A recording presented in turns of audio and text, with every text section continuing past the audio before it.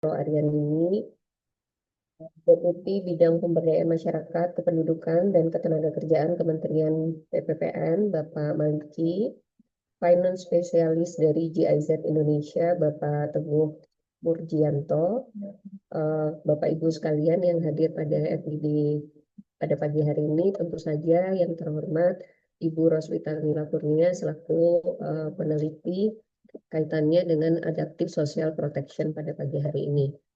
Perkenankan untuk menghangatkan suasana pagi hari ini, saya sedikit membacakan pantun Bapak Ibu semua. Mudah-mudahan berkenan, nggak pakai cakep, nggak apa-apa Bapak Ibu, karena kita di via Zoom. Pergi ke Palu membawa peta, belajar bersama, tingkatkan daya.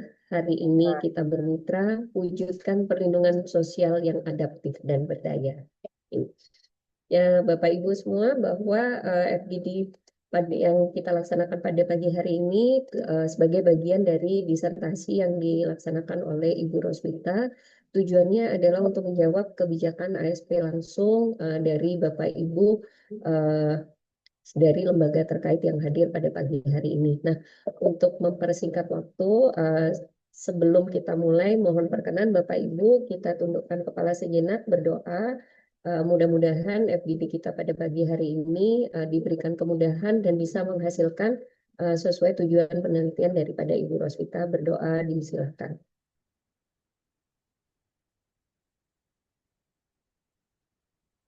Amin, dapat diakhiri.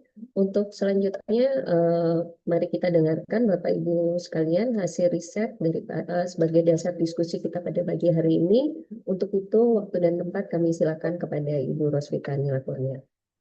Ya, terima kasih Bu Dahlia selaku moderator. Selamat pagi Bapak Ibu sekalian sebagai yang telah berkenan sebagai narasumber untuk diskusi atau FGD terkait dengan penulisan disertasi saya dalam rangka untuk yang mengambil topik model jaminan sosial adaptif bencana alam di Indonesia dikaitkan dengan studi empiris dari asuransi sosial yang ada.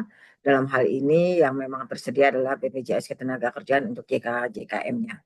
Saya akan mulai izin untuk share sebagai pendahuluan sehingga bisa tahu kira-kira apa dan maksud dan tujuan dan juga findings yang telah dilakukan berdasarkan hasil penelitian yang dilakukan kami. Sudah terlihat kira-kira? Ya. Sudah, Bu. Baik, terima kasih. Ini adalah dalam rangka memang untuk ilmu lingkungan di Universitas Indonesia dalam program doktoral saya. Jadi saya mengambil penelitian untuk model jaminan sosial adaptif bencana alam di Indonesia, yaitu dengan menggunakan studi empiris pengaruh jaminan sosial JKK, JKM, BPJS Ketenagakerjaan terhadap resiliensi rumah tangga pasca bencana.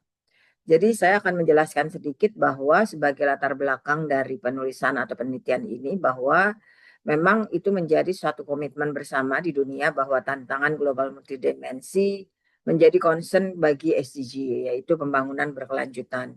Untuk konteks Indonesia, karena kita letaknya adalah di Ring of Fire di di Pacific Ring of Fire dan juga bertamaan dengan pertemuan tiga lempeng dunia, maka memang sangat rentan terhadap bencana, gempa, tsunami, erupsi, banjir, longsor, dan kekeringan. Ini sesuai dengan beberapa referensi yang telah diterbitkan secara ofisial baik dari BNPB, CFA, dan juga CFEDM dan sebagainya. Kemudian kalau kita lihat dalam 10 tahun terakhir menunjukkan bahwa terjadi tren peningkatan untuk bencana alam, yaitu tercatat dalam 10 tahun terakhir sekitar 34.000, di mana 60%-nya terjadi dalam 5 tahun terakhir, yaitu kita mengambil posisi dari 2015 sampai 2024. 80% kejadian bencana alam itu berupa banjir, longsor, dan cuaca ekstrim. Namun gempa bumi walaupun memang hanya memakan porsi 1% frekuensi, tapi memiliki fatalitas, dampak korban jiwa, dan juga dampak secara sosial ekonomi yang kerusakan tertinggi. Dengan kondisi tersebut memang beberapa penelitian juga menunjukkan bahwa bencana alam berpotensi pada kemiskinan pada kelompok paling rentan. Dan berdasarkan studi yang dilakukan bahwa Pemulihan ekosistem lingkungan secara rata-rata membutuhkan 6 sampai 11 tahun, di mana kalau intervensi terjadi biasanya di angka 6 tahun. Sementara pemulihan rumah tangga membutuhkan waktu kurang lebih 2 sampai 3 tahun. Namun ini mengambil porsi banyak, tidak semata-mata hanya di Indonesia, lebih banyak penelitian di luar. Kemudian di sini ancaman kerentanan dan ketahanan terkait dengan potensi yang akan kemiskinan pasca bencana diperkirakan bila tidak ditangani akan mendorong 100 juta orang lebih ke dalam kemiskinan ekstrim. Nah, ini yang menurut saya itu menjadi satu challenge bagi visi Indonesia 2045, visi Indonesia Emas yang dimanakan yang mentargetkan bahwa kemiskinan mendekati 0%.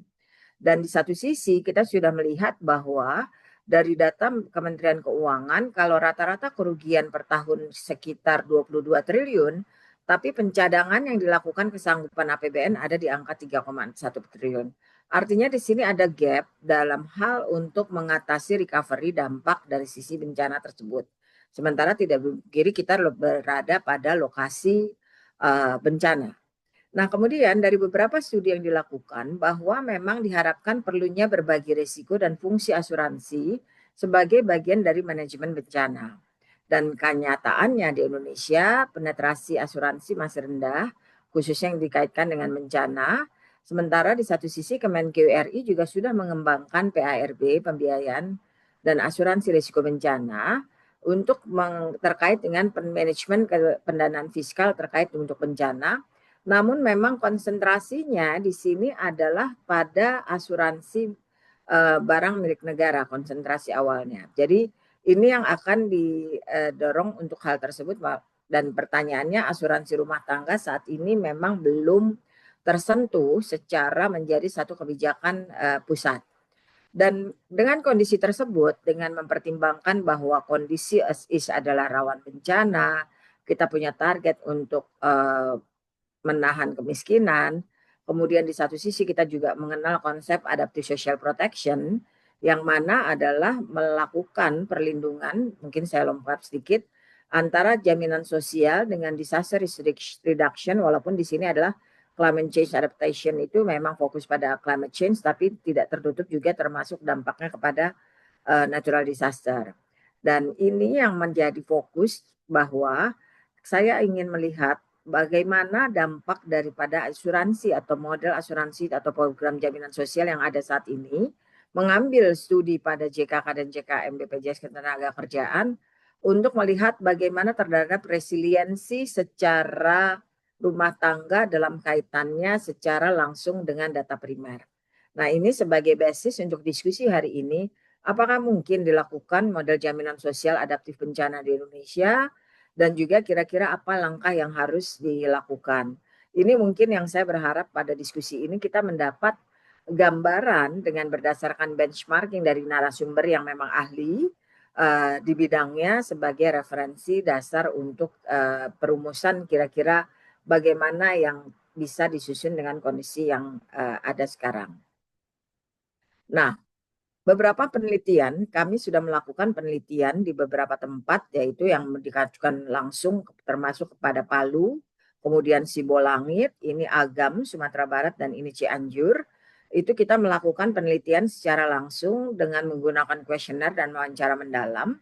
Dan hasilnya adalah secara profil, mayoritas responden itu statusnya bekerja, tapi 55% atau mayoritasnya itu pada sektor informal, petani, nelayan, buruh harian lepas. Berpenghasilan di bawah 2,5 juta per bulan dan ini artinya dia termasuk rumah tangga miskin. Memiliki struktur keluarga inti tanpa kehadiran anggota keluarga besar yang menetap di rumah, ini sejalan dengan survei BPS di mana ukuran rata-rata rumah tangga adalah 4,7. Sementara kita membagi waktu itu adalah dalam kisaran 1 sampai 3 atau 4 sampai 6. Nah, ini rata-rata ada dalam kondisi keluarga inti. Dan tingkat pendidikan memang kami membagi secara SD, SMP, dan SLTA, tapi maksimum itu mendidiki paling maksimum adalah pada SLTA. Dan juga tempat tinggal dengan jarak ke vaskes seandainya terjadi hal-hal yang membutuhkan penanganan itu berjarak rata-rata rumahnya itu 1 sampai 5 kilo. dan dinyatakan bahwa tidak tersedia shelter pada bencana dan 94% mendapat bantuan pemerintah, namun bantuan lainnya juga berasal dari utamanya adalah sumbernya donasi masyarakat dan organisasi keagamaan. Bantuan dari partai dan NGO relatif lebih terbatas. Dan pengalaman yang kita gali pada saat dengan responden itu terdapat jeda waktu panjang untuk perolehan data sebagai basis bantuan sosial Kemensos bagi korban bencana itu bisa 4 sampai 8 bulan. Pasca data diperoleh dibutuhkan verifikasi sekitar 2 bulan. Kemudian hunian tetap bagi yang memang memiliki rumah sendiri terkena bencana memakan waktu 2 sampai 7 tahun. Dan pada masa tunggu masing-masing akan tinggal di huntara, hunian sementara, di mana itu menjadi komunitas bersama dalam satu area terdiri dari beberapa keluarga sebagai korban bencana. Dan ini yang kita lakukan juga, kita juga melakukan FGD dengan para stakeholders terkait dengan di wilayah bencana. Yang didapat dari kesimpulannya adalah masih lemahnya koordinasi antara BPBD dan juga NGO. Kemudian data tidak sinkron sehingga menghambat bantuan dan juga perlu waktu untuk memastikan akurasi. Sementara di satu sisi relawan tidak terlindungi, termasuk juga jurnalis yang kadang-kadang turun langsung.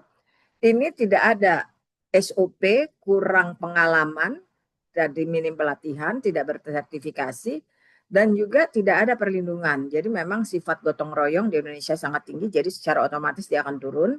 Dan forum PRB tidak punya legalitas, jadi memang sifatnya masih swadaya. Dan karena kelemahan dari data tersebut sehingga bantuan kadang tidak merata sehingga dan tidak ada satu desktop terkait dengan portal dana bantuan secara terbuka. Jadi sistem rasanya memang melihat bahwa penguatan diperlukan adalah legalitas forum, integrasi perlindungan sosial, digitalisasi dan SOP keselamatan relawan. Hasil pengujian penelitian di lapangan dari hasil kami melakukan pengujian dan beberapa pengujian hipotesa yang memang menjadi core dari penelitian saya, itu ditemukan secara umum bahwa kerentanan rumah tangga sebelum bencana terutama dipengaruhi oleh faktor ekonomi. Di sini EVI itu adalah Economy Vulnerability Index karena kami menggunakan indeks di sini. Sedangkan faktor institusional, jadi kelembagaan, itu faktor utama pada saat setelah bencana. Jadi yang vulnerability-nya itu jadi apakah ada akses kelembagaan yang mengelola dan sebagainya, ini memang bisa terbukti sesuai dengan relatif apa yang disampaikan dari temuan lapangan secara FGD. Kemudian lingkungan itu relatif moderat, sementara fisik kapasitas adaptif relatif rendah dan faktor sosial memiliki pengaruh kecil. Jadi artinya sosial yang bersangkutan. Kemudian jadi di sini temuan ini menekankan pentingnya intervensi ekonomi dan institusional untuk mengurangi kerentanan rumah tangga terhadap bencana. Kemudian juga fakta di lapangan, lokasi yang terkena bencana itu dikenakan statusnya merah, red, sehingga tidak bisa dimanfaatkan, sementara sebagian besar merupakan alat produksi dari warga yang terdampak tersebut. Jadi setelah direlokasi dari Huntap, bila memang mereka memiliki rumah di situ, akan mendapatkan huntap dari pemerintah. Namun faktor produksi sumber penghidupannya ini yang menjadi masalah karena memang tidak bisa dimanfaatkan karena wilayah itu menjadi status yang tidak dapat dilakukan. Ini terus terang daripada beberapa diskusi di wilayah bencana masih belum sinkron antara Dinas Lingkungan Hidup dengan pembangunan daerah. Apakah berapa lama sehingga bisa dioptimalkan karena biar gimana pun di daerah red itu ada masalah perdata kepemilikan aset ataupun hak tanah dari warga yang bersangkutan. Kemudian dari kita melakukan resiliensi secara subjektif, jadi artinya langsung kepada rumah tangga menilai dirinya sendiri. Di sini terlihat bahwa kesimpulannya pola distribusi resilience berdasarkan pendekatan subjektif resilience terhadap rumah tangga pasca bencana mengindikasikan bahwa 3 dari 4 rumah tangga masih berada pada tingkat resiliensi sedang dan rendah. Artinya bahwa memang fakta itu menunjukkan bahwa resiliensinya setelah bencana itu jadi masih tetap pada kelompok yang rendah. Sehingga intervensi penguasaan kapasitas adaptasi dan dukungan sosial ekonomi tetap menjadi kebutuhan mendesak. Dan juga disampaikan dari hasil penelitian yang hasil kuesioner kami, itu ditunjukkan bahwa ada indikasi keinginan untuk model perlindungan berbasis kontribusi, di mana 85 responden menyatakan minat perlindungan berbasis iuran dengan kemampuan sebesar Rp20.000 per bulan. Artinya dari temuan ini, kami berharap bahwa framework adaptive social protection dalam arti program, data, e-finance, dan juga institutional arrangement atau kelembagaan itu menjadi bagian yang hasil penelitian saya inline, dan mungkin kita bisa berdiskusi di sini bagaimana kira-kira yang bisa diterapkan di Indonesia berdasarkan benchmarking ataupun juga dengan pendapat dan keahlian dari Bapak Ibu sekalian. Demikian saya sampaikan. Terima kasih. Wassalamualaikum warahmatullahi wabarakatuh. Saya kembalikan kepada moderator Ibu Dahlia. Terima kasih. Terima kasih banyak Ibu atas penyampaiannya. Bapak Ibu sekalian, kita akan memasuki sesi diskusi panel untuk penyampaian soal bagaimana perspektif tentang pentingnya ASP ini dalam menghadapi resiko bencana maupun gangguan sosial ekonomi, serta bagaimana kita bisa mengidentifikasi arah kebijakan nasional yang perlu diperkuat. Nah, untuk kesempatan pertama, Ibu Roswita selaku peneliti akan berdiskusi dengan Pak Teguh. Pak Teguh, izin di unmute terlebih dahulu, Pak. Ya, siap. Ya, baik. Sudah terdengar jelas, Pak Teguh. Jadi mungkin sebagai pembuka awal di sini seperti kita ketahui bahwa GIZ bekerja sama ya Pak dengan BNPB ya Pak. Kaitannya untuk integrated solution for disaster risk management ya Pak ya. Nah, kaitannya dengan hal itu nanti mohon perkenan Pak Teguh bisa menyampaikan jawaban atas pertanyaan yang sudah diajukan oleh Ibu peneliti melalui TOR yang disampaikan kepada GIZ. Waktu dan tempat disilakan kepada Ibu Roswita dan Pak Teguh.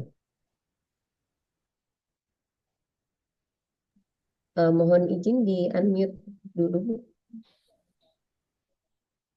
Mungkin ada yang ingin disampaikan dulu pendapat dari Pak Teguh, tapi intinya gini. Dari penemuan saya, hasil temuan sementara bahwa kondisi resiliensinya itu pada kelompok yang masih rendah. Dan peran institusional dan willingness mereka untuk berbasis iuran itu juga ada, gitu, dengan kapasitas kemampuan di angka 20.000. Terlepas kita nggak membahas besarannya, belum di situ ya Pak ya. Nah, kira-kira dengan konsep dari pembelajaran dari GIZ berdasarkan benchmarking ataupun juga mungkin beberapa penelitian dilakukan, kira-kira apa yang harus dilakukan atau dengan mengambil kondisi temuan saya sementara dari yang saya sampaikan tersebut, model perlindungan sosial adaptif yang pas untuk bencana seperti apa Pak kira-kira? Ibu Roswita, saya sudah membaca tornya Ibu, ada 5 pertanyaan. Untuk pertanyaan pertama, ini karena ada compliance compliance yang harus saya penuhi di sini. Ini Ibu Cut, Commission Manager sudah mengirimkan fact sheet ya. Jadi itu bisa dijawab di sana. Saya akan ke nomor 2, model pembiayaan apa sesuai pertanyaan Ibu tadi. Dari beberapa pengalaman dari apa yang kami temukan selama ini, memang pembiayaan yang ada yang memungkinkan untuk ini adalah yang bersifat jaminan atau kontribusi atau asuransi itu. Itu kita ambil contoh di pemerintah daerah. Jadi lokusnya pemerintah daerah gitu. Di dalam APBD itu ada alokasi belanja tidak terduga. Jadi baik di APBD provinsi maupun kota kabupaten. Kalau di kota kabupaten itu range-nya itu antara jutaan sampai 5 miliar gitu rata-ratanya. Dan belanja tidak terduga itu dialokasikan untuk tujuan yang reaktif, respon terhadap bencana begitu. Tapi ketika tidak terjadi bencana, dan itu kembali lagi ke kas daerah gitu. Tapi biasanya digunakan untuk keperluan lain yang bersifat tidak terduga, tidak berulang gitu. Nah, dari beberapa diskusi dengan penggiat ASP, kita mendorong pemerintah daerah untuk memanfaatkan belanja tidak terduga itu untuk dititipkan apa ya namanya, dititipkan ke BPDLH. Di sana sudah ada pool fund bencana PFB gitu, yang nantinya sebagian dari pool fund itu digunakan untuk piloting, untuk pembiayaan asuransi parametrik ya, parametrik asuransi mungkin untuk bansos. Jadi ketika terjadi shock dari bencana itu akan otomatis dibayarkan langsung by name by address sesuai dengan itunya. Cuman karena ini belum menarik, belum viral gitu di pemerintah daerah, dan juga terbentur beberapa aturan, karena kan mungkin tidak secara aturan, secara pengelolaan keuangan daerah tidak memungkinkan untuk melakukan ide tadi, yang mungkin perlu revisi peraturan di pemerintah daerah. Nah, itu yang mengemuka di diskusi kami di pegiat ASP, Ibu Roswita. Oke, jadi artinya Pak, kan memang bencana ada tapi tidak terduga. Sekalinya shock dia akan berdampak signifikan, kan gitu ya Pak ya. Ya. Nah, temuan dengan tempat yang sementara itu kan juga belum ada aspek yang legalitas yang memastikan kalau tidak terjadi bencana dana alokasinya mau dikemanain gitu loh. Ya. Walaupun memang pasti preventif. Karena temuannya juga kan nggak ada shelter ataupun arah, biasanya sesudah bencana baru terjadi. Sementara konsep ASP itu kan adalah menggabungkan antara disaster risk reduction, social protection dengan penanganan. Artinya preparedness dengan paskanya gitu loh. Ya. Nah, sementara alokasi dana tersebut kan mungkin harus lebih diperjelas barangkali ya Pak ya. Artinya berapa persen, dan tapi juga harus dilihat karena menurut saya gini, dari pengalaman beberapa dari sisi konteks penelitian ya Pak ya terkait bencana, kebanyakan tuh meneliti tentang preparedness dan pada saat memanage, padahal problemnya itu salah satunya di pasca gitu. Nah ini yang mungkin bisa didorong melalui salah satunya ASP tersebut gitu ya, sepertinya. Menurut saya gini, kan dari sisi financing, ASP ini kan pre-arrange financing gitu. Ya. Jadi finansinya sudah disiapkan, direncanakan di awal, memastikan bahwa dana itu ready, ada, tersedia, dan bisa dicairkan secara cepat, rapid disbursement gitu.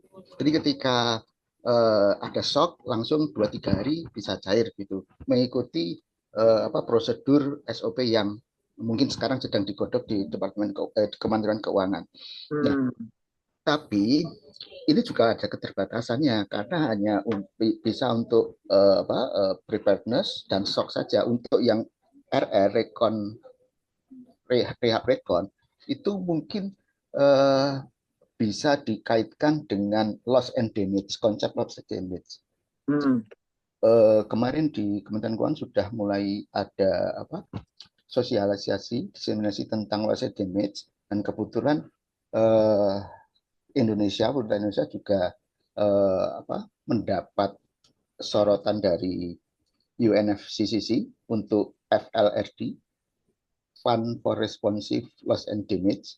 Jadi itu bisa dibawa ke sana. Tapi secara nasional pemerintah juga sudah mulai mengalokasikan, melakukan studi untuk alokasi pembiayaan loss and damage. Itu yang saya tangkap Ibu Roswita. Tapi kira-kira bentuk institusinya sudah tertangkap belum Pak? Maksud saya, karena kan ini kan gini, problemnya kan kalau alokasi iya, tapi siapa yang mengelolanya? Karena kan sebenarnya problemnya bantuan sosial untuk bencana udah ada nih sebenarnya, tapi akan ada delay karena harus verifikasi data. Beda dengan asuransi, apapun, saya nggak bicara tentang BPJS ya Pak, tapi bicara apa asuransi yang memang dalam lingkup ASP tersebut, dia kan akan terregistrasi dulu siapa yang memang posisi rentan dikaitkan dengan posisi BNPB secara spasialnya gitu loh. Jadi sehingga kan bisa melihat, oh iya ini terdaftar masalah pembiayaan berbasis asuransi kan ada yang bisa dari pemerintah 100%. Justru saya melihatnya dengan ada willingness, kesanggupan, kemudian juga pihak yang lain juga bisa sebagai pendonor, sehingga beban pemerintah nggak terlalu berat. Karena ini sama aja kalau misalnya semuanya ujung-ujungnya harus pemerintah alokasi APBN atau APBD-nya, itu kan sama aja Pak dengan problem yang sudah sekarang bahwa ada 3 triliun tapi rugi rata-rata 22 triliun. Berarti kan harus ada yang sifatnya swasta maupun juga pemerintah atau BUMN dan sebagainya. Menurut Bapak seperti apa Pak? Kalau kemungkinan seperti itu, apakah ada terapan yang lain seperti udah ada penjajakan di Indonesia atau mungkin benchmark dari yang lain Pak berdasarkan dari studi GIZ? Ini masih dalam konseptual Bu ya. Ya. Jadi untuk parametric insurance tadi, katakan untuk bansos Bu ya, ininya objeknya bansos gitu di suatu daerah piloting gitu, itu kita dorong bukan mungkin akan dicoba untuk melakukan piloting selama 5 tahun. Jadi tahun pertama itu premi 100% ditanggung pemerintah daerah atau melalui PFB tadi. Ya. Itu. Tahun kedua 75 25-nya dari kontribusi. Jadi temuan Ibu tadi yang ada willingness to pay untuk willingness to contribute juga ada, yaitu sampai di tahun kelima nanti 100% berdasarkan kontribusi. Saya kira bisa dicoba seperti itu, cuman saya belum paham apa governance-nya, tata kelolanya bagaimana, karena juga belum ada yang memulai gitu, Ibu Roswita. Ya, jadi berarti masih tanaman konsep ya. Iya. Lembaga penyelenggaranya memang belum ditunjuk atau apa gitu loh ya Pak ya. Belum. Oke. Ya, baik. Mungkin kalau dari Flor ada yang mau ditambahkan. Nah, kalau terakhir nih Pak sebelum ini ya. Kira-kira dukungan teknis apa yang dibutuhkan kalau kita bisa mengimplementasikan ASP ini? Memang nggak akan sempurna sih Pak, gitu loh ya. Kira-kira apa sih tata cara yang harus dilakukan pertama atau hal-hal yang mungkin bisa mendukung seandainya seperti itu? Karena baru-baru aja di kantor kami juga di Sibolga ya, Sibolga juga lagi banjir gitu loh. Itu akses terputus dan sebagainya. Kalau sedikit menyentil beberapa temuan kami, tapi kami nggak bisa declare ya Pak, karena saya masih sekolah harus diuji dulu gitu ya. Tapi itu menunjukkan bahwa memang kerentanan itu akan dipengaruhi dengan intervensi gitu loh. Nah ini yang mungkin kan berarti kan memang nggak bisa dia berdiri sendiri, daya tahan dia sendiri untuk mengatasi kerentanan. Padahal dari responden menunjukkan berdasarkan dari data yang ada, itu rata-rata semuanya penduduk miskin gitu. Itu sih mungkin. Kira-kira untuk mendukung ASP ini, mungkin apa yang kira-kira harus langkah pertama yang dilakukan Pak? Mungkin secara bertahap. Baik. Yang kami dapat di ini, itu trigger mekanismenya belum ada Bu. Jadi kalau kita melihat ASP itu bisa menjawab rapid onset disaster dan juga slow onset disaster, itu trigger ini menjadi sangat penting. Ya. Kapan bisa cair, kapan bisa otomatis cair begitu penting. Tapi ini saya belum melihat ada triggernya, jadi indikatornya seperti apa. Kemudian prosedur untuk terutama untuk disbursement ya, disbursement pendanaan, karena ASP kan sebenarnya juga terkait livelihood, terus kemudian nggak hanya bencana yang emergensi itu saja. Jadi ketika ini mencangkut livelihood harus ada keterlibatan Kementerian Sosial ya. Ya. Itu saya belum lihat ada SOP di sana. Terus ini yang cukup penting adalah program yang inklusif terhadap kelompok rentan. Ya. Jadi menyangkut disabilitas, lansia, perempuan, dan seterusnya begitu, Ibu Roswita. Oke. Artinya trigger mekanisme, karena izin Pak sedikit dari hasil pendalaman saya setelah kita turun lapangan itu ngelihatnya bahwa koreksi kalau saya salah, tapi mungkin nanti saya juga harus mengklarifikasi dengan BNPB, karena kondisi spasial yang digambarkan BNPB itu potensi resiko bencana, belum degree vulnerability-nya. Ya. Padahal itu kan sebenarnya sebagai basis untuk pemetaan yang mana dilindungi dulu. Misalnya kan kita terbatas ya.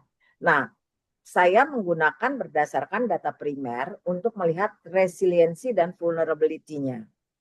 Seandainya itu bisa ditimpalkan model yang dilakukan, karena juga saya menggunakan referensi dari jurnal penelitian yang lain ya, mungkin itu bisa menjadi satu trigger. Menurut Bapak gimana Pak? Untuk bahwa kapasitas, oh ya nih mungkin kita mulai dari sini dulu gitu, daerah ini yang memang sudah terseleksi posisi demografinya rentan gitu loh, secara ukuran dari sisi kerentanan potensi bencana. Bisa Bu, cuma harus dilengkapi dengan data sosial yaitu Iya, DTZ. iya, Nah, itu menurut saya itu. Jadi kita ketemu data kerentanan, vulnerability, tambah data sosial untuk pentargetan. iya, Targetnya ketemu begitu. ya. Secara Jadi konseptual artinya seperti itu. kan benar. Jadi kan idealnya trigger itu bisa dari cara cair dan segala macam, tapi Mm-mm. pemetaan Ya, lingkungan lokasinya juga bisa menetapkan vulnerability-nya, apakah vulnerable terkait posisi potensi bencana maupun vulnerability yang diam di sana gitu ya. kan Pak, sebagai basis. Oke, itu mungkin dari saya Bu Dahlia. Kalau ada yang mau satu dua dari floor mungkin monggo aja, ikutan aja saya. Terima kasih Pak Teguh untuk waktunya Pak. Baik.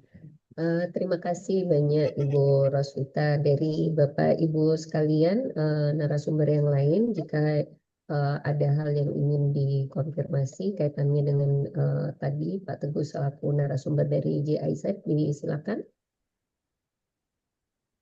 Baik, Eh, kalau memang belum ada, Bapak Ibu, nanti kita bisa berdiskusi lebih lanjut setelah pendalaman dari Ibu Roswita kepada masing-masing narasumber yang hadir pada pagi hari ini. Nah, untuk selanjutnya, mohon perkenan dari Bapak Maliki. Bapak, apakah sudah siap, Pak Maliki? Mohon izin. Sudah, Bu. Oke, baik. Apakah ada yang ingin disampaikan terlebih dahulu, Pak, sebelum pendalaman dilakukan oleh Ibu Roswita, Pak Maliki? Nggak ada, saya tunggu dari Bu Roswita aja. Baik, siap Pak Maliki. Mohon perkenan Ibu Roswita untuk bisa melakukan pendalaman sesuai dengan TOR yang telah disampaikan kepada Pak Maliki. Waktu dan tempat disilakan, Ibu. Ya, baik. Terima kasih Pak Maliki atas waktu dan kesediaannya Pak untuk berdiskusi pada kesempatan ini Pak, dikaitkan dengan studi saya untuk terkait dengan potensi bencana dan dikaitkan perlindungan pasca bencana bagi rumah tangga.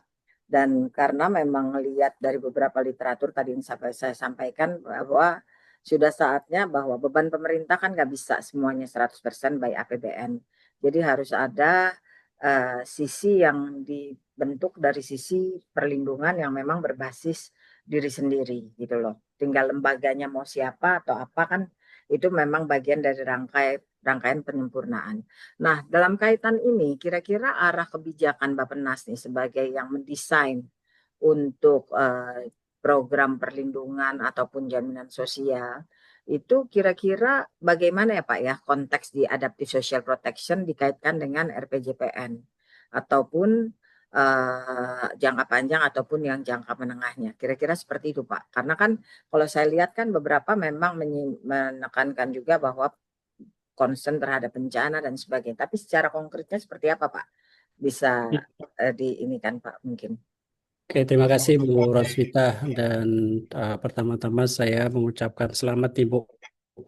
Mudah-mudahan segera selesai studinya. Cuma saya melihat ternyata Ibu daftarnya di School of Environment Science ya. Agak jauh dari BPJS nih.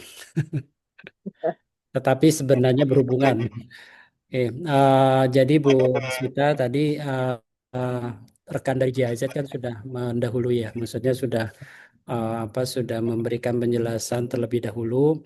Saya juga ingin menyampaikan bahwa kita sudah banyak disupport sama GIZ. Dari GIZ, kemudian dari beberapa lembaga internasional lainnya, mitra pembangunan, mulai dari tahun 2018, intensifnya mulai 2019, dan akhirnya kita juga mendapatkan pengalaman real time pada saat COVID ya, di mana COVID itu kan juga sebenarnya kebencanaan. Ya. Jadi pada saat 2018-2019 kita sudah mulai memikirkan ini gimana, bahwa kita harus segera menyusun pelindungan sosial yang adaptif ya. Adaptif dalam artian bahwa di sini ada kecepatan di dalam merespon dua hal setidaknya saat itu. Satu adalah kebencanaan ya, disaster management (DRM), disaster relief management ya. Kemudian reduction sorry. Kemudian satu lagi adalah climate change. Jadi kita punya dua sisi nih, satu tentang bencana, satu perubahan iklim, dan satu lagi perlindungan sosial. Bahkan sebenarnya sekarang kita juga harus bisa menambahkan untuk yang bencana non alam karena begitu masuk pandemi COVID ternyata kita dapat bencana non alam ya. Ya.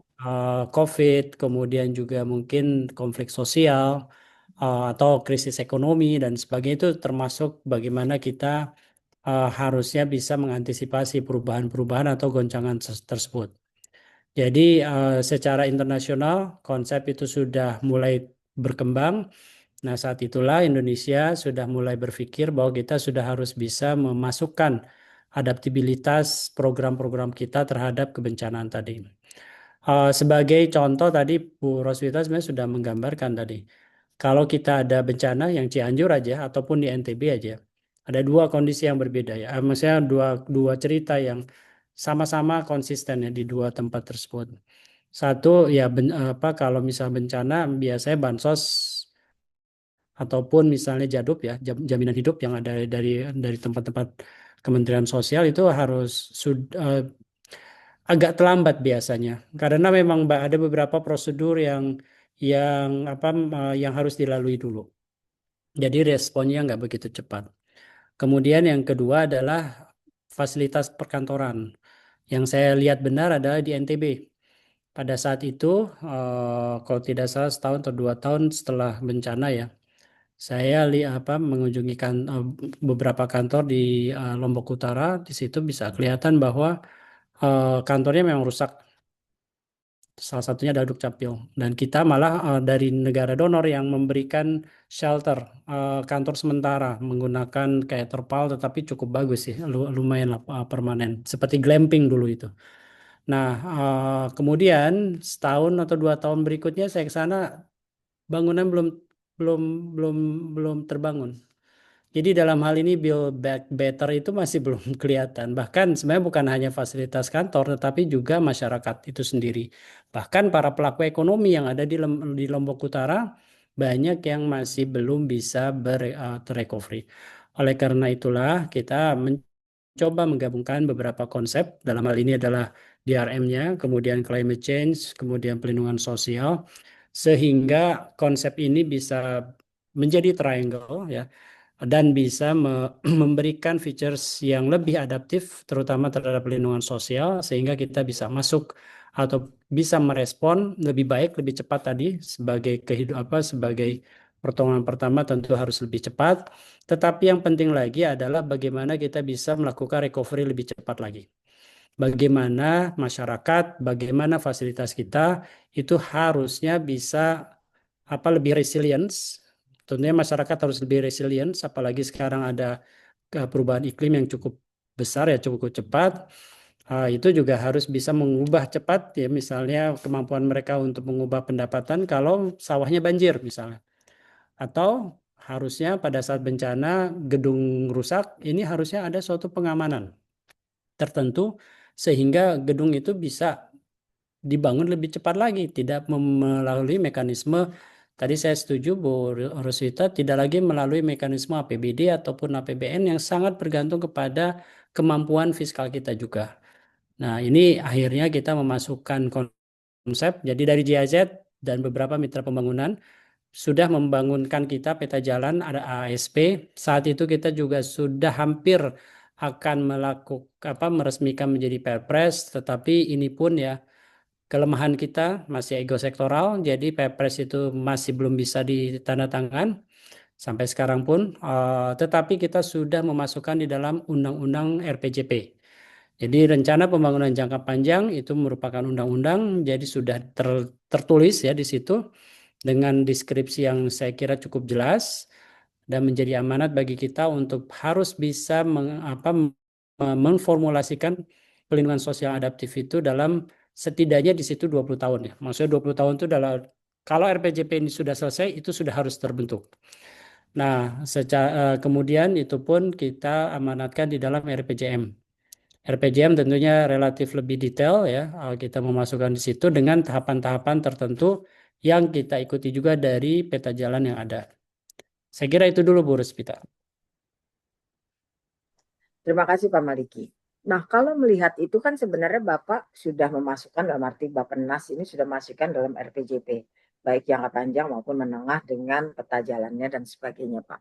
Tapi kan balik lagi ke pelaksanaan, ya memang fakta di Indonesia masih belum adalah masih yang belum bisa sinkron karena memang mungkin target kerjanya berbeda-beda. Kalau misalkan untuk mempercepat hal tersebut, Pak, karena kan memang kadang-kadang resiko yang nggak kelihatan tuh dipikirnya entar gitu. Misalnya kadang-kadang persepsi saya ngambil contoh misalnya di BPJS Ketenagakerjaan, Pak, resiko pekerjaan kan suka dilihatnya entar aja gitu. Padahal itu bisa terjadi sewaktu-waktu. Begitu juga dengan bencana.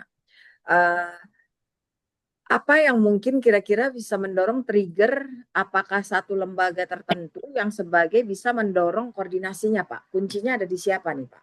Apakah Bappenas ataukah Kemenkeu atau Kemenko tertentu atau bagaimana nih, Pak? Karena kalau ngelihat dari penanganan bencana secara undang-undang bencana kan BNPB, Pak, gitu loh ya. Tapi kan memang nggak punya mungkin dalam hal lebih fokus dalam penyelamatan dan sebagainya. Tapi secara skema apa ada di siapa gitu Pak, kira-kira yang buat mengimplementasikan dari apa yang sudah dituangkan dalam undang-undang RPJP tersebut, Pak. Ya, sebenarnya di dalam peta jalan udah kelihatan nanti Bu Ruswita.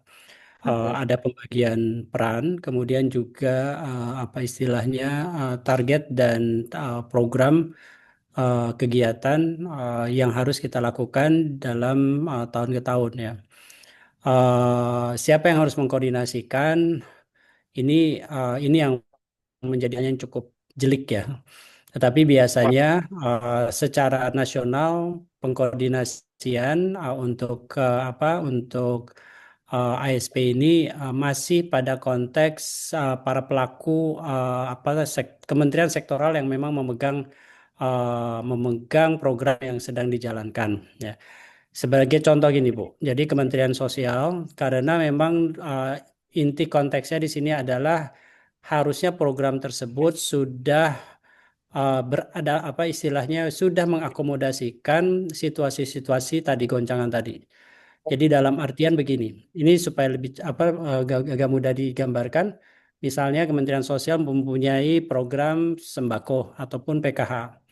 Pada saat ini mereka itu selalu membuatkan sistem targetingnya dan ditetapkan di dalam Perdirjen misalnya. Namun itu tidak memberikan keleluasaan bagi Kementerian Sosial pada saat terjadi goncangan untuk memperluas. Jadi dalam artian gini, yang miskin sekarang 10. Tetapi pada saat goncangan itu kan sebenarnya juga banyak yang bukan miskin, memang tidak langsung menjadi miskin tetapi dia membutuhkan secara urgent seperti beras, sembako dan sebagainya. Nah, ini yang kalau di dalam konsep kita adalah bagaimana Kementerian Sosial ini mempunyai kemampuan untuk memperluas target secara cepat. Hitungannya detik, hitungannya menit, Bu. Jadi mereka itu harus segera. Jadi misalnya dalam kondisi itu sisi pendataan sudah harus bisa bergerak. Jadi memang ada beberapa pilar yang harus kita kembangkan di dalam ASP ini. Satu adalah program itu sendiri harus bisa menjawab tadi ya, mempercepat. Kemudian regulasi dan kelembagaan. Regulasi dalam artian bahwa harus ada regulasi yang memayungi itu. Ya, regulasi yang bisa memayungi sehingga mereka aman di dalam memperluas, menambahkan volumenya dan sebagainya itu harus bisa ada. Kemudian satu lagi adalah data, Bu. Karena kecepatan data di dalam pada saat kebencanaan itu yang menjadi sangat kritis. Kalau misal kita program itu bisa dipercepat ya dengan adanya kerangka regulasi misalnya permen tertentu, Bansos misalnya, Permensos itu sudah bisa mengamanatkan bahwa pada saat bencana dia bisa menambahkan jumlah dan bisa teridentifikasi siapa saja yang terdampak. Itu sebenarnya itu sudah aman buat Kementerian Sosial. Nah, sementara pegangannya apa? Data. Nah, ini data pun harus ada mekanisme kelembagaan di mana di bawah harus ada suatu mekanisme istilahnya identifikasi siapa yang terdampak. Nah, inilah yang juga menjadi salah satu persyaratan. Kemudian yang keempat adalah financing. Ada sebagian financing bisa kita bebankan kepada APBN, APBD, dan itu yang harus bisa fleksibel. Kemudian yang kedua adalah financing berasal dari pooling fund.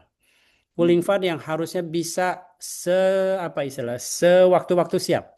Dan ini sudah dikembangkan oleh Kementerian Keuangan. Ya. Kemudian yang ketiga adalah asuransi. Bagaimana sistem asuransi ini bisa berjalan dengan baik? Yang paling gampang adalah di dalam klausul peta jalan gampang tetapi memang sulit untuk dilaksanakan adalah setiap gedung pemerintah itu harus ada asuransinya. Pemerintah pusat, pemerintah daerah dan sebagainya. Sampai akhirnya memang kita juga mengharapkan adanya adaptabilitas di dalam jaminan sosial kita, Bu. Gitu. Jadi kalau bicara tentang koordinasi ya harusnya pada saat kebencanaan itu BNPB. Tetapi masing-masing itu kan harus dikoordinasikan melalui beberapa Menko itu. Jadi BNPB pun harus diperluas, Bu, di dalam pelaksanaan ASP ini. Saya kira itu dulu, Bu. Oke. Satu lagi Pak, terakhir.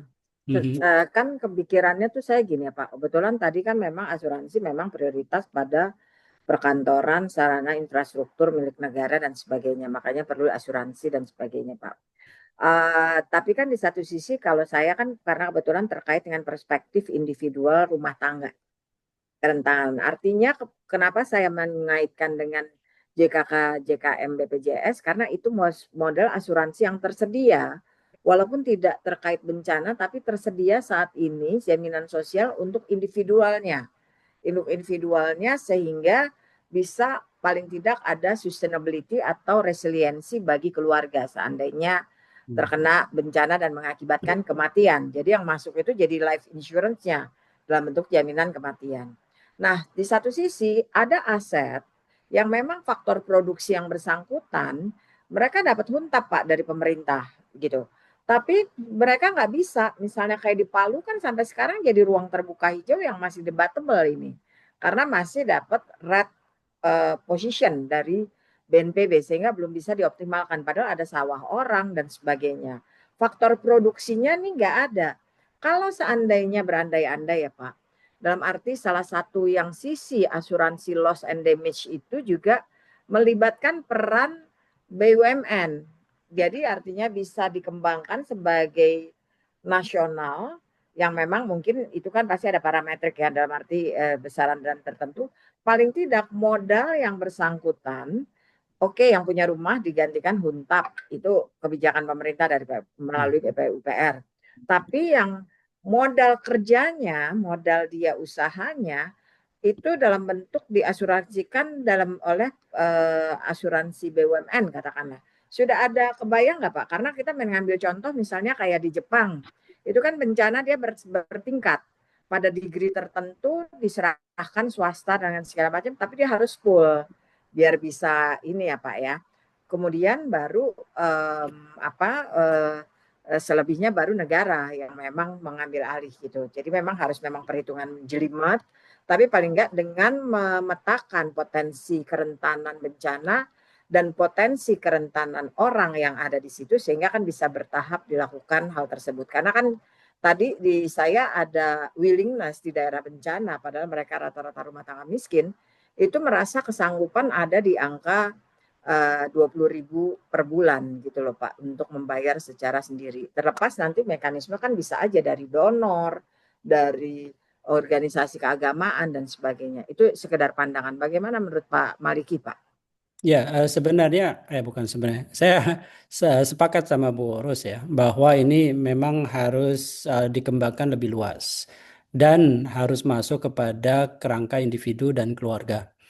Itu sebenarnya kalau untuk yang jaminan sosial, untuk yang BPJS, SJSN, itu kita sudah masukkan Bu, RPJP-nya sebagai SJSN yang adaptif. Hmm. Dan kita pernah sama sama siapa lupa saya. Bukan Pak Jono sih. Pada periode yang sekarang ini, karena kan Hmm. awalnya memang sudah periode yang sekarang ya. Saya sudah sampaikan bahwa ini jaminan sosial sudah harus bisa lebih adaptif dan kita harus segera melakukan rangkaian diskusi untuk melihat bagaimana opportunity ataupun apa istilahnya model untuk adaptabilitas jaminan sosial ini. Karena tentunya ini pun harus kita ubah mulai dari undang-undangnya Bu ya. Ya, benar. Sehingga undang-undang ini pun kan bisa dengan adanya wacana untuk perubahan, harusnya kita juga bisa memasukkan adaptabilitas ini. Jadi intinya asuransi memang bukan hanya tingkat bangunan, tetapi juga semua individu dan aset ya. Karena inilah yang menjadi persyaratan bagi kita untuk membangun kembali lebih cepat ya, build back better-nya itu. Ya, Lebih baik. cepat dan lebih baik. Nah, jadi dalam hal ini kita memang ingin menginfiltrasi program JKN, JKK, JKM, bahkan sebenarnya mungkin opportunity-nya akan lebih banyak juga di JHT ataupun JKP. Ya. Ada beberapa yang bisa kita masukkan, Bu, yaitu adalah tentunya dengan pelayanan yang lebih adaptif tadi ya. Dengan adanya manfaat ini seharusnya kita bisa lebih lebih resilient. Kemudian yang paling menantang nanti adalah bagaimana kita bisa memperluas kebijakan iuran ini. Hmm. Ya, iuran ini kalau tadi kata Bu Rus ya, bahwa kalau masyarakat itu tahu pemetaan iuran ini, bahwa iuran di Jamsos ini nggak akan hilang, nggak akan habis, nggak akan istilahnya tidak akan barang habis gitu ya sebagai investasi, dan kita ngasih tahu kira-kira apa namanya opportunity mereka itu mengklaim seperti apa, masyarakat itu mau kok Pak Bu. Ya. Itu karena mereka lebih terang ya, lebih jelas dan mereka punya rencana juga yang lebih apa istilahnya lebih bagus untuk ini gitu. Jadi kami seharusnya memang masuk kepada apa tadi adaptabilitas di dalam iuran dan seharusnya manfaatnya ini pun kita pikirkan bagaimana dalam kerangka yang ada ini bisa lebih tadi lebih membangun resiliensi tadi ya. Ya, bisa Nah, kemudian berjenjang yang ya Pak ya, terakhir bisa berjenjang ya, juga kan. yang terakhir itu adalah aset, Bu. Hmm. Ini aset itu yang akan menjadi jauh lebih apa istilahnya lebih strategis. Bagaimana aset untuk tadi apa istilahnya untuk usaha kan?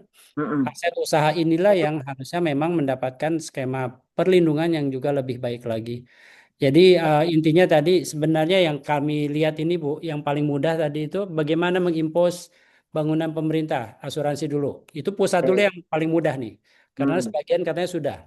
Hmm. Pemerintah daerah agak challenging. Kemudian undang-undang SJSN ini juga saat pada saatnya ini kalau kita sudah punya konsep bahwa SJSN harus adaptif, bisa masuk nih Bu. Oke. Kemudian memang akhirnya kita juga bisa mengoptimalkan peran BUMN untuk tadi peningkatan perluasan ataupun pengembangan skema asuransi untuk aset di dalam penanganan bencana. Oke.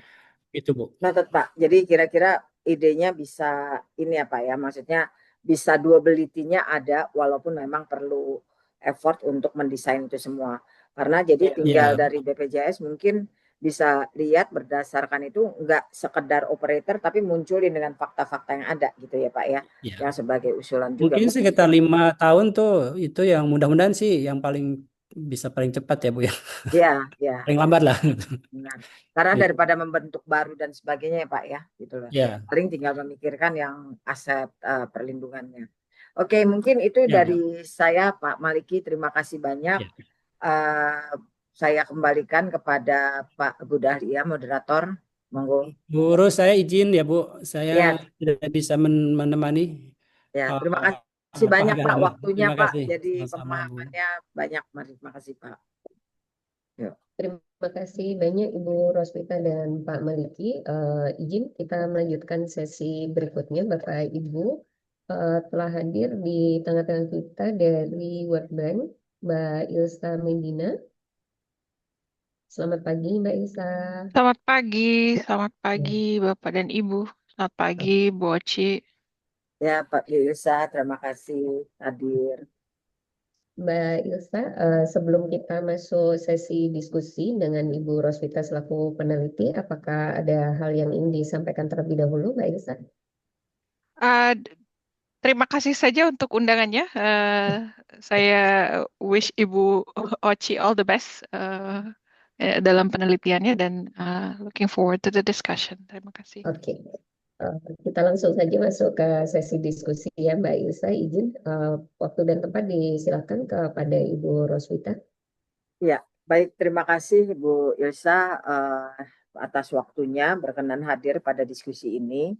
Karena memang concern dalam hal kebencanaan itu bagi saya pribadi melihatnya kadang-kadang cenderung masih responsif gitu. Jadi bukan satu tatanan yang untuk kita lakukan perlindungan yang memang mungkin secara berkala peningkatannya. Kenapa juga saya meminta pemandangan dari World Bank, karena dari literasi yang saya baca itu salah satu promotor untuk mengenai isu pengembangan adaptive social protection ini adalah World Bank. Nah, terkait dengan hal tersebut, saya ingin tahu, Bu, kira-kira sebenarnya pandangan World Bank untuk ASP ini untuk mendukung ketahanan ekonomi nasional Indonesia, apalagi dengan tujuan visi Indonesia Emas, seberapa signifikan sih Pak, Bu, gitu loh. Karena kan tadi kita dari diskusi kelihatan bahwa penting, tapi masih ada ego sektoral atau apa gitu, atau gimana nih, seberapa urgent. Karena kalau belajar dari beberapa yang di luar itu Social Security udah mulai berkonsen terkait dengan masalah dampak bencana khususnya di climate change gitu salah satunya. Nah, itu gimana pandangan dari Ibu terkait dengan hal tersebut nih, Bu? Baik, terima kasih Bu Oci. Mungkin saya akan sampaikan dulu sedikit secara umum histori evolusinya pendekatan Bank Dunia terkait adaptive social protection ini. Bapak dan Ibu mungkin cukup familiar bahwa kalau sebagai institusi Bank Dunia itu goals-nya dulu ada dua. Yang pertama uh, reducing poverty, jadi menurunkan tingkat kemiskinan, lalu shared prosperity, artinya mari kita sejahtera bersama-sama gitu ya. Jadi menurunkan kemiskinan sambil membagi cake-nya kita bagi. Kemudian di beberapa tahun terakhir itu ada satu lagi aspek yang terkait dengan adaptive social protection on a livable planet. Jadi kalau planetnya nggak livable, percuma punya reduce poverty and share prosperity. Ini mengedepankan pentingnya aspek dukungan Bank Dunia, baik itu dari sisi analytical works ataupun financing yang peka terhadap isu kebencanaan, isu penanganan iklim, dan ini juga akhirnya diturunkan bagi semua aspek intervensi Bank Dunia, baik itu di sektor pendidikan, kesehatan, infrastruktur, dan untuk social protection yang saya ampu di Bank Dunia di Indonesia saat ini, itu menjadi berwujud dalam konsep yang disebut sebagai adaptive social protection. Pada garis besarnya sebetulnya konsep adaptive social protection ini seperti yang Ibu Oci tadi, Ibu Roswita sampaikan bahwa kita harus move dari penanganan perlindungan sosial yang sifatnya reaktif menjadi perlindungan sosial yang lebih agile. Jadi secara konsepnya adalah social protection ini akan dibutuhkan di saat-saat yang tidak predictable sama sekali gitu ya. Dan Indonesia menjadi use case atau country case yang sangat prominent karena kita berada di wilayah yang memang kebencanaannya tinggi dan juga masih berada dalam konteks ekonomi yang cukup volatile. Jadi artinya kita kerentanan itu tidak hanya hadir karena bencana, tapi juga bisa jadi karena shocks, economic shocks. Misalnya kondisi pandemi atau mungkin nanti ada financial crisis, dampaknya ini pasti mau tidak mau akan dirasakan oleh household level. Jadi pada level keluarga yang juga menjadi fokus ultimate dari setiap tindakan atau setiap kegiatan yang terkait dengan social protection di Indonesia. Jadi secara garis besar, Bank Dunia sangat punya perhatian khusus untuk adaptive social protection dan untuk membantu negara-negara yang memiliki kerentanan serupa. Bank Dunia itu sudah punya framework sendiri, Bu, yang terkait dengan adaptive social protection. Mungkin Ibu sudah familiar juga. Framework itu secara sistematis berusaha mengakses seberapa adaptif sih sistem perlindungan sosial di satu negara. Ada beberapa aspek kritikal. Yang pertama kita melihat pada institutional arrangements-nya. Jadi apakah ada clear mandat untuk setiap institusi terkait social protection dalam kondisi shocks, ya, kebencanaan ataupun economic shocks. Apakah ada delivery systems atau sistem yang jelas yang memungkinkan satu sistem social protection itu menjadi adaptif kapanpun gitu ya, dan dimanapun. Lalu apakah ada early warning system? Lalu yang terakhir, apakah ada financing instruments yang bisa dideploy sewaktu-waktu? Dan kita melakukan assessment ini, melakukan apa yang kita sebut sebagai stress test, dan kita sudah menyelesaikan assessment tersebut untuk Indonesia. Nanti saya juga bisa teruskan reportnya ke Ibu Roswita dan tim kalau seandainya memang belum terinfo sebelumnya.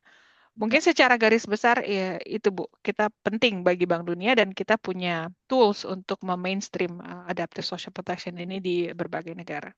Oke, terima kasih Bu Yusa. Karena saya juga banyak baca, tapi mungkin yang hasil stress test terakhir boleh kalau di-share dengan senang hati, karena saya banyak itu baca. Memang kalau saya nggak salah bisa disimpulkan kita ada semua, tapi belum terintegrated. Koreksi kalau saya salah gitu. Ya, ini yang menjadi concern di kami, ngelihat di lapangan ada memang delivery-nya apa-apa, tapi sebenarnya jadi yang mungkin kalau bahasa awam saya, walaupun memang belum masuk ke dalam penelitian itu saya, itu bisa terjadi duplikasi, justru resources yang kita punya jadi nggak efisien tergunakannya. Itu sih yang kenapa saya mengambil dasar penelitian ini.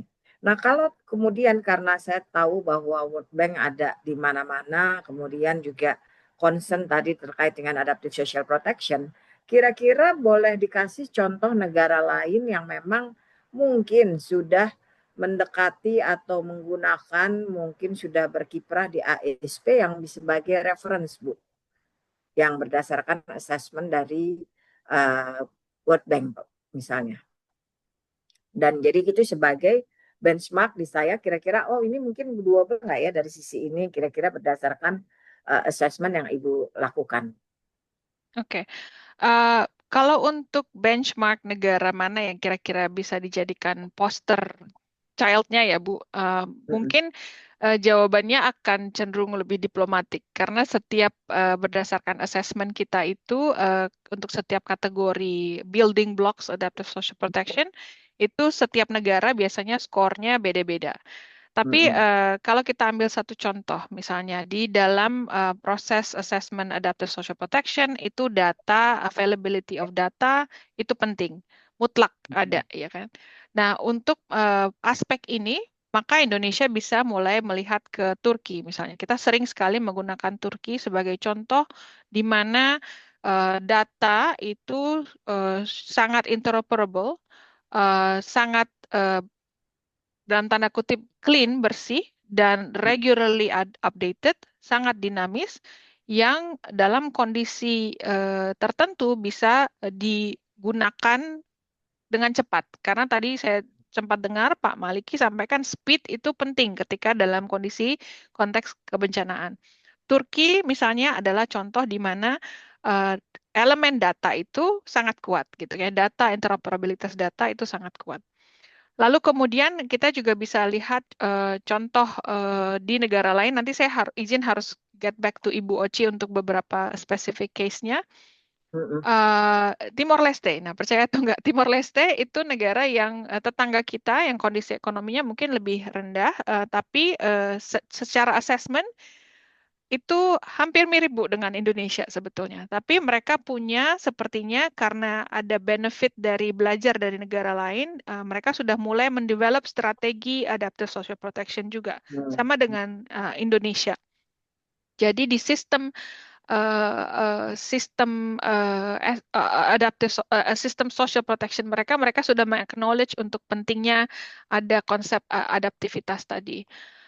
Kalau kita bicara soal early warning system yang juga penting di dalam konteks kebencanaan misalnya, ya obviously Jepang mungkin punya EWS yang paling bagus atau salah satu yang terbaik di region. Nanti saya izin, siapa tahu teman-teman sudah ada database yang berusaha memetakan. Nanti saya izin harus kembali lagi ke Bu Oci, saya harus research dulu sedikit. Tapi kira-kira begitu Bu, untuk Oke. Indonesia mencapai standar tertentu, sebetulnya sebaiknya kita breakdown pada elemen-elemen penting adaptiveness tadi. Data itu benchmarknya siapa, kemudian program, kecukupan dan jenis program yang ada itu kita bisa benchmark kemana. Dan ini yang saya lebih merekomendasikan untuk approach seperti itu karena pasti setiap negara juga ada beberapa loop, istilahnya gaps yang mungkin Ya, tidak ada yang full 100% sempurna gitu. oke. Terakhir Ibu Ilsa nih ya, terkait dengan hal tersebut. Apakah peran lembaga sebagai mengkoordinasi? Karena kan dalam mendevelop itu kan perlu, dan kita juga sama-sama tahu di Indonesia itu dinamikanya juga banyak gitu, ego sektoral dan sebagainya. Misalnya secara undang-undang yang bertugas untuk melakukan membuat kebijakan dan segala macam BNPB. Tapi kapasitas untuk, kan biar gimana pun kan penyelenggaraan itu kan juga harus ada dana, harus ada basis. Di satu sisi untuk yang sifatnya jaminan sosial adanya di Kemensos, katakanlah perlindungan sosialnya. Yang mungkin frekuensinya nggak hanya tentang bencana, tapi ada aspek lain gitu loh. Nah, kira-kira apakah memang leading institusi itu diperlukan, atau mungkin bahwa pada akhirnya apapun instrumennya yang biar dia adaptif dan segala macam, tapi harus ada satu koordinator yang memang bisa mengoperasikan hal tersebut gitu. Jadi terlepas tadi Pak Maliki juga bilang bahwa regulasi harus disesuaikan dan sebagainya. Gitu Bu. Menurut Ibu gimana Bu dari pengalaman ataupun studi yang dilakukan kira-kira? Kalau di hasil studi kita menunjukkan memang institutional setup di Indonesia ini masih sedikit kurang optimal. Seperti yang tadi Ibu Roswita sampaikan bahwa mandatnya itu mungkin masih condong ke konteks kebencanaan yang sifatnya natural disaster, sehingga mandat tidak tertulisnya itu ada di BNPB misalnya ya Ibu. Padahal sebetulnya dalam konteks adaptive social protection kita harus also move beyond bencana gitu. Benar. Ada beberapa dalam dialog kami, karena kami juga tidak bisa mempengaruhi terlalu banyak ya kan, the political economic context buat World Bank itu it's a given, kita hanya bisa merekomendasikan. Tapi misalnya kita sepakat bahwa data penting, maka whoever owns the data misalnya atau whoever manage the data should be given also some institutional mandate untuk menjadi single source of truth gitu Bu. Begitu ada shocks terjadi, maka kita percaya pada lembaga ini untuk menghasilkan ini yang terdampak, sekian yang butuh support dan amount-nya segini, lalu kemudian berdasarkan satu single source of truth itu semua levers yang ada di government bisa di pool, ditarik gitu ya untuk kemudian mendeploy secara cepat bentuk program-program social protection yang ada. Kalau kita bicara soal konstelasi kelembagaan yang ada saat ini, data kita juga masih belum jelas Bu, ini duduknya di mana, ya kan? Kita tidak usah bicara kualitas dulu, ada seberapa dinamis datanya, tapi siapa yang menjadi single source of truth yang berwenang untuk itu juga menjadi sangat sangat penting. Kalau kita belajar di pengalaman, lagi-lagi saya pakai contoh Turki, mereka sudah jelas gitu bahwa yang owner of the manager of the data itu satu institusi. Dan ini penting menurut saya, dan tidak harus lembaga yang terkait kebencanaan. Bisa saja misalnya ini thinking out loud Dukcapil Ibu misalnya, Ya, benar. Ministry of Interior Affairs di beberapa negara, karena mereka punya akses terhadap multiple databases, atau misalnya lembaga lain yang sama-sama memang harus disepakati. Oke.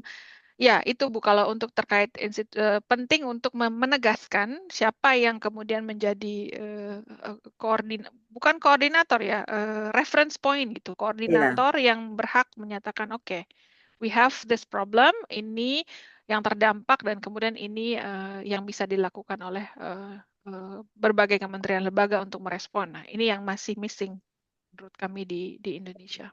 oke. Ya, terima kasih Bu Ilsa. Ini saya dapat insight banyak. Jadi karena kita tahu lah idenya ada, tapi interoperability-nya itu yang mungkin harus di-define.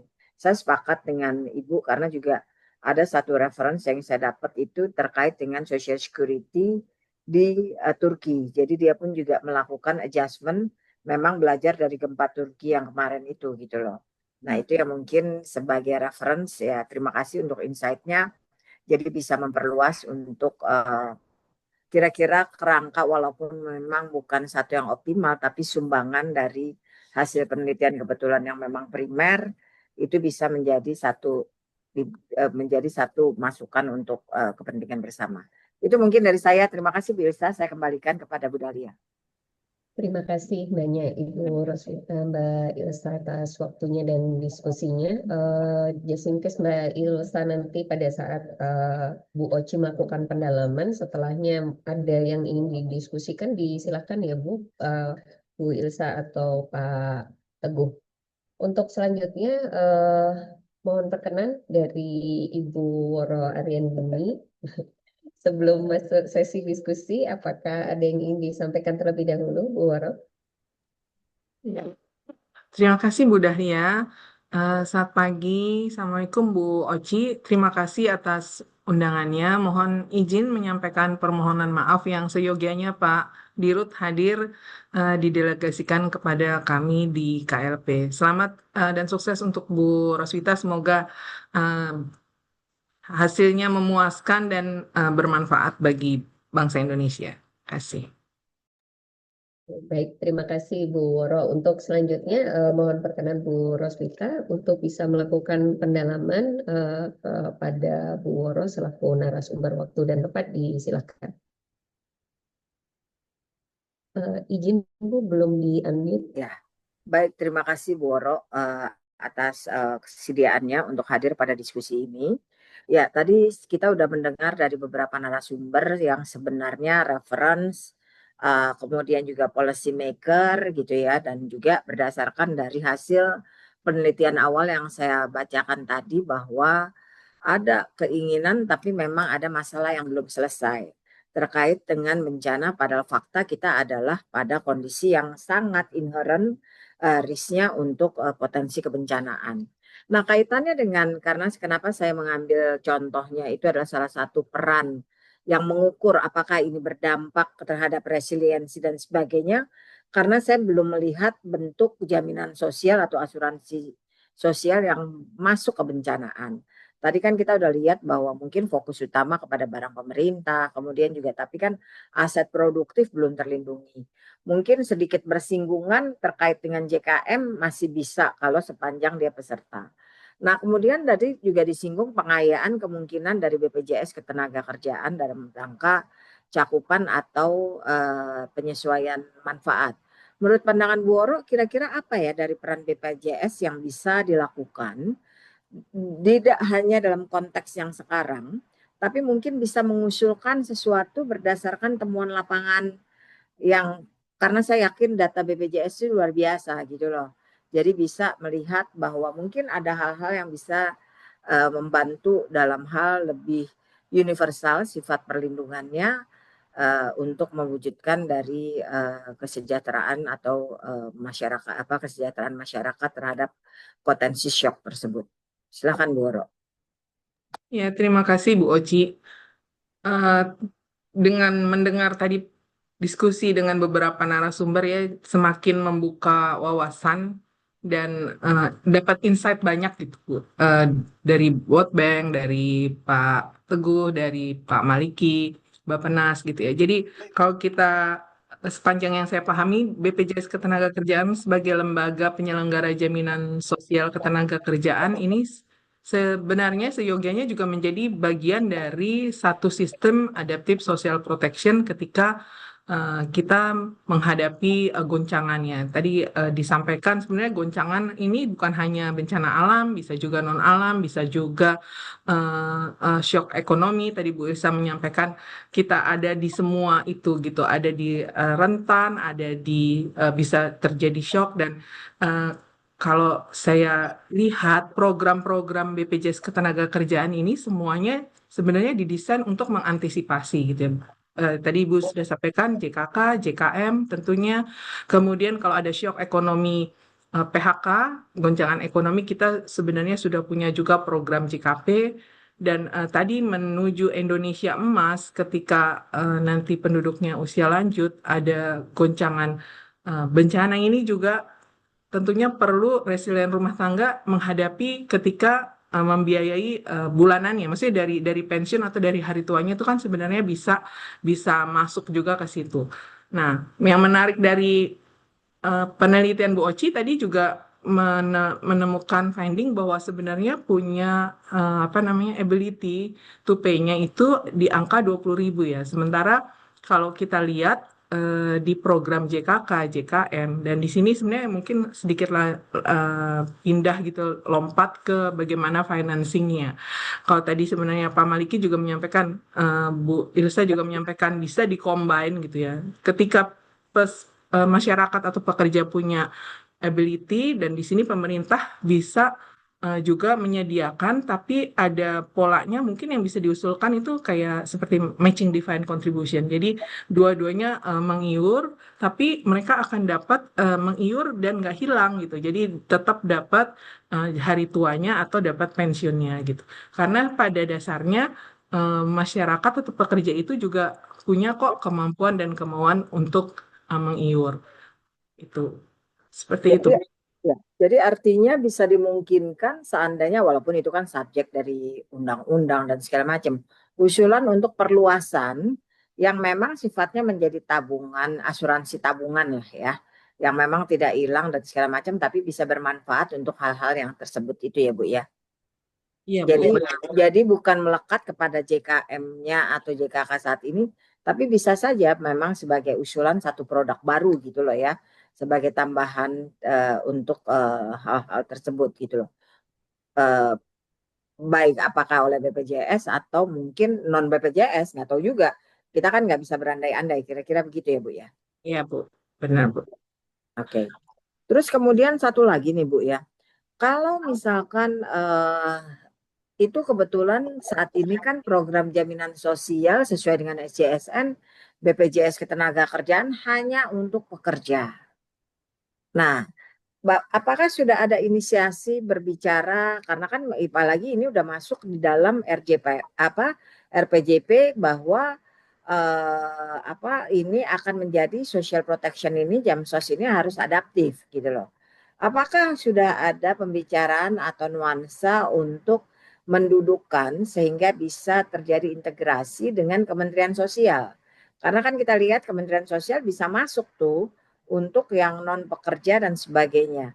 Kira-kira kalau misalkan kalaupun belum, kira-kira kalaupun misalnya akan, ide apa yang kira-kira Ibu bisa kembangkan ya, misalnya untuk ditawarkan untuk menggabungkan hal tersebut gitu loh, terkait dengan peran Kemensos dan juga Jamsosnya oleh BPJS Ketenagakerjaan.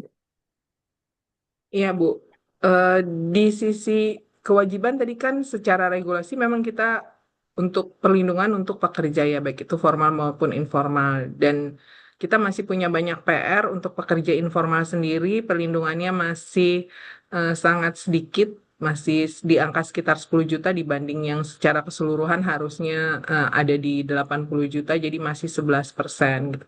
Kalau tadi Ibu menanyakan kemungkinan possibility di luar sektor pekerja dengan Kemensos ya dalam rangka uh, apa namanya ASP ini, saya rasa itu ide bagus Bu, ide bagus. Kalau kita lihat di di Malaysia pun ibu rumah tangganya juga sudah masuk sebagai bagian dari perlindungan jaminan sosialnya di Malaysia gitu ya untuk ibu rumah tangga. Nah, tapi sekali lagi tadi eh, karena jumlah penduduk yang besar di Indonesia, kemudian juga terkait data, ini menjadi salah satu yang sangat krusial gitu ya, dan tantangan buat BPJS Ketenagakerjaan.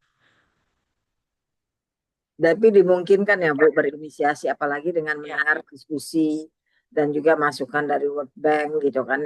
Menurut saya itu insight yang bagus sekali gitu loh. Jadi ya, peran daripada perlindungan sosial itu bisa berasa bagi sesuai dengan tujuannya gitu Bu. Oke, terus satu lagi Bu. Tadi kan ini menyebut juga masalah JKP, salah satu program. Tapi unfortunately JKP ini kan masih untuk pekerja formal. Sementara kita lihat dari hasil yang kebetulan kami lakukan dan itu memang menggunakan data awalnya itu adalah data korban bencana dari BPJS Ketenagakerjaan yang memang meninggal dan mendapatkan santunan kematian gitu ya. Nah, tapi kan ada potensi juga yang terkait dengan JKP-nya itu, tapi kebanyakan ternyata responden kami itu adalah BPU, fakta di lapangan nih yang sebagai ini. Nah, itu kira-kira gimana ya Bu ya? Apakah bisa mungkin BPU itu juga dipotensikan untuk terkait dengan JKP atau hal-hal lain yang sifatnya mungkin sembari, karena gini, meminta kan tadi concern utama yang masih belum terlindungi itu kan memang perlindungan asuransinya pertama pada aset negara. Bagaimana kepada aset rumah tangga terdampak? Jiwanya akan terlindungi kalau dia bekerja dan ikut jaminan sosial. Nah, sementara kita aturan dari tata ruang dan segala macam tinggal di daerah tebing dan segala macam itu belum sampai enforcement yang untuk mengatur hal tersebut. Nah, berarti kan harus memang dengan kondisi kerentanan dan ketidakoptimalan pengaturan pemukiman dan sebagainya, berarti kan harus ada bantalan ekonomi yang bisa bantu. Nah, terkait dengan ini bagaimana ya Bu ya? Bayangan untuk JKP sebagai saya nggak tahu sih ya, mungkin yang terkait dengan hak yang kira-kira bagi pekerja non formal ini gitu loh kira-kira. ya. Makasih Bu. Kalau untuk JKP sendiri, tadi sebenarnya di awal itu JKP sebenarnya sebagai bagian dari ketahanan untuk menghadapi ASP itu dari sisi goncangan ekonomi ketika terjadi shock ekonomi atau Hilang pekerjaan. Jadi filosofinya memang hanya untuk yang ada hubungan kerja. Nah, bagaimana kalau tadi statement Ibu, gimana kalau yang informal gitu ya Bu ya? Yang informal sementara tidak mempunyai hubungan kerja. Sebenarnya mungkin Bu Isa nanti bisa bantu. Kayaknya sepertinya ada unemployment insurance juga yang untuk informal. Di sini pemerintah kan sebenarnya juga memberikan bantuan langsung tunai juga ya Bu ya. Ketika terjadi shock bisa pakai mekanisme itu. Tapi saya sebenarnya sependapat dengan Ibu, saya pribadi, kalau misalnya diinsuransikan, maksudnya pakai mekanisme asuransi, tentunya pengaturannya nanti yang didesain berbeda gitu ya, dengan persyaratan dan benefit durasi penerimaan manfaatnya, serta nanti dihitung kembali dengan tentunya peraturan aktuaria. Tapi memang pada umumnya kalau JKP itu di beberapa negara memang iurannya dibayar oleh ada pemberi kerjanya, ada pekerja, dan ada pemerintah. Nah, untuk yang informal ini mungkin kesulitannya ketika yang mengiur berarti nanti hanya si pekerja dan pemerintah gitu. Tapi itu bisa juga sih Bu dipropos menjadi satu ide gitu, karena eh, daripada maksudnya gini, mengurangi bantuan langsung tunai, mekanismenya pakai asuransi. Mungkin seperti itu Bu, pandangan saya. Ya, artinya kan berarti bisa saja bukan semuanya dimasukin ke BPJS, bisa aja makanya saya meraih isu terkait dengan asuransi BUMN.